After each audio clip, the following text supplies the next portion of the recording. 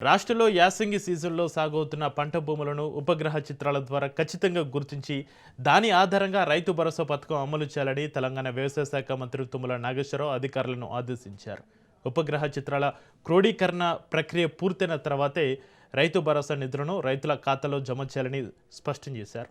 ఈ సందర్భంగా తుమ్మల మాట్లాడుతూ యాసంగిలో వాస్తవంగా సాగు చేస్తున్న భూములనే గుర్తించి రైతులకు న్యాయం చేయాలనేది ప్రభుత్వ లక్ష్యమని చెప్పారు. అందుకే ఉపగ్రహ చిత్రాల ఆధారంగా భూముల గుర్తింపు పూర్తయ్యే వరకు రైతు భరోసా నిధుల పంపిణీ ఉండదని తెలిపారు.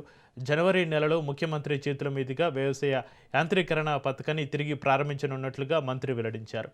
కేంద్ర ప్రభుత్వ యాంత్రీకరణ పథకానికి రాష్ట్ర వాటా నిధులు సమకూర్చి రైతులకు రాయితీపై యంత్రాలు పరికరాలు అందించేందుకు చర్యలు తీసుకోవాలని అధికారులకు ఆదేశాలు జారీ చేశారు. ఇక వ్యవసాయ అనుబంధ శాఖల అధికారులు జనవరి మొదటి వారంలో మండలాల వారీగా పర్యటించి క్షేత్రస్థాయిలో పరిస్థితులను అధ్యయనం చేయాలని మంత్రి సూచించారు. రైతులకు అందుతున్న రాయితీలు, యాంత్రీకరణ పథక దరఖాస్తులు, యూరియా యాప్ అమలు వంటి అంశాలపై ప్రత్యక్షంగా అభిప్రాయాలు సేకరించాలని చెప్పారు. ప్రస్తుతం 5 జిల్లాల్లో యూరియా యాప్ విజయవంతంగా అమలవుతుందని మంత్రి తెలిపారు. త్వరలోనే ఈ యాప్ సేవలను రాష్ట్ర వ్యాప్తంగా విస్తరిస్తామన్నారు.